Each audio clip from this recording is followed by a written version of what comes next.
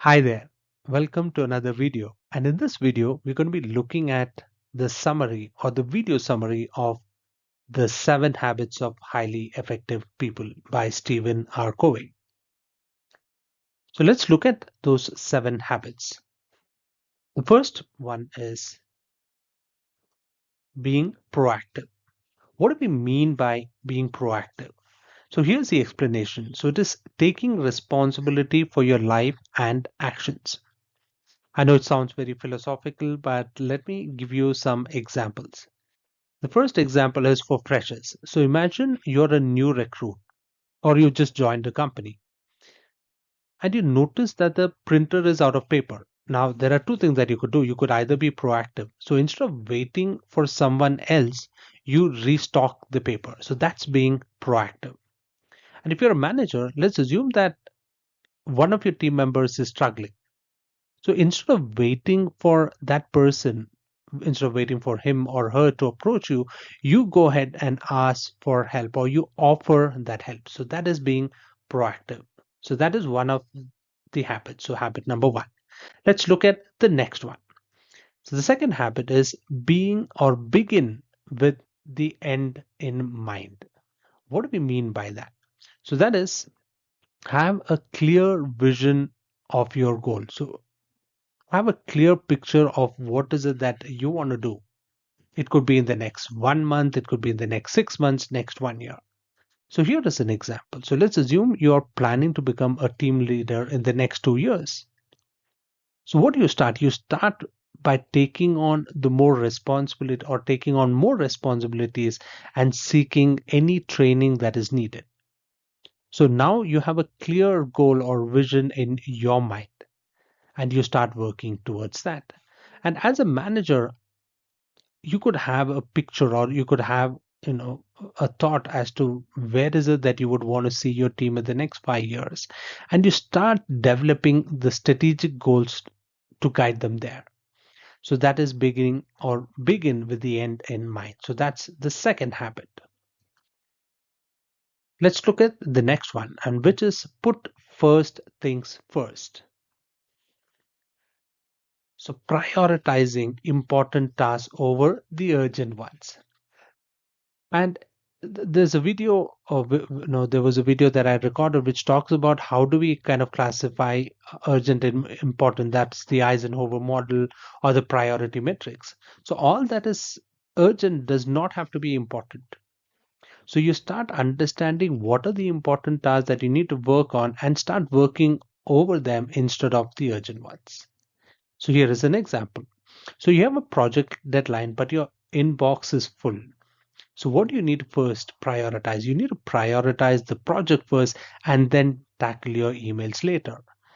There's no award for answering first when it comes to email. Yes, while there are instances where you need to answer to some important emails, so you start understanding that and work on that. And as a manager, it's important for you to manage your time. Focus on the strategic tasks that move the business forward rather than getting bogged down by your operational issues.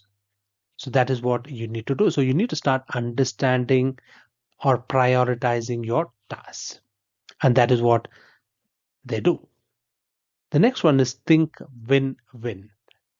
So seeking mutually beneficial solutions. It is there's a story about the Indian crab mentality, which is if you put two crabs in an aquarium or in a pond or wherever, they're not going to come out. You know why? Because when one of the crab is trying to climb out, you know what the other ones do? They try to pull it down. So it is not a competition. So here is an example. So let's say you work on a group assignment and you ensure that everyone gets credit for the contribution. You don't steal somebody else's contribution of work that they have done. And as a manager, what do? You negotiate a new project contract, ensuring that both your company and the client gain value from the deal. That's thinking win-win. You're not just thinking from the company perspective, but also from a client perspective. The next habit is, of course, seek first to understand. What do we mean by this? So listen empathetically speaking.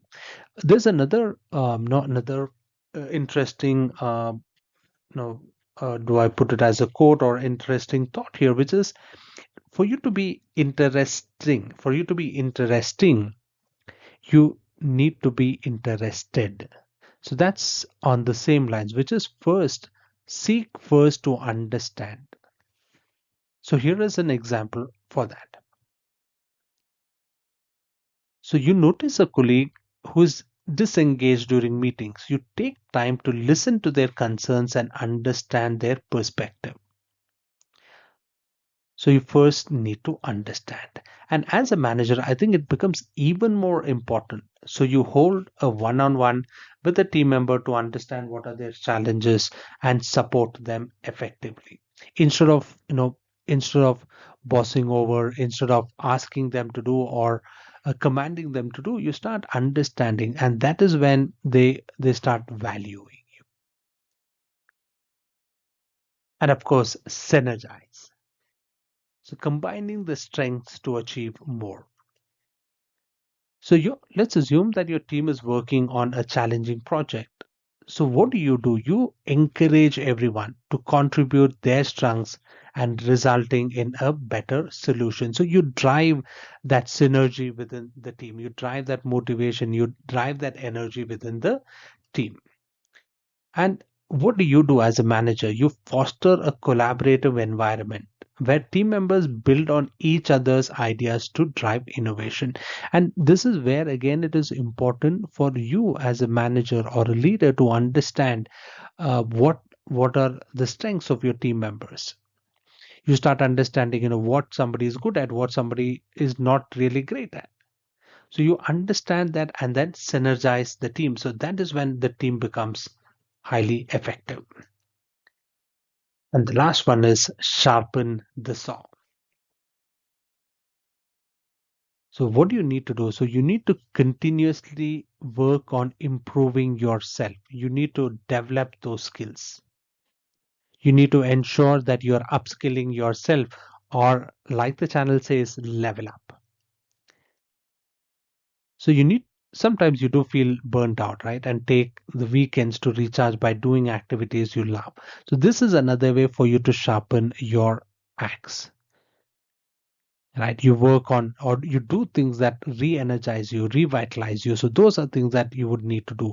I'm not just saying it could be on the weekend, even after the day, right? Focus on, maybe you can start by reading no, reading a book, right? I know a few of you might say, Ismail, today is the age of audiobooks. I don't mind even if it is an audiobook, right? Listen to that one YouTube video which kind of helps you to work on yourself. And again, this is even more important as a manager. You need to promote a culture of learning by encouraging your team to attend workshops. It could be training sessions, by maybe summarizing a book like we are doing, right? So these are the 7 habits which Stephen R. Covey talks about, and these are the habits which have made or built highly successful people. Right. Thank you so much for watching. If you do have any questions or if you want more examples on any of these habits, please do mention that in the comment section, and we would be more than happy to help. You can reach me on the email address, or you can visit our website. And of course, we have a WhatsApp channel that you can follow where we will be sharing. Uh, no, it could be affirmations, tips, videos like this for you to level up your skills. And of course, if you did like this video, now don't forget to subscribe to the channel or share it with your friends as well. Thank you so much, and continue to level up your skills.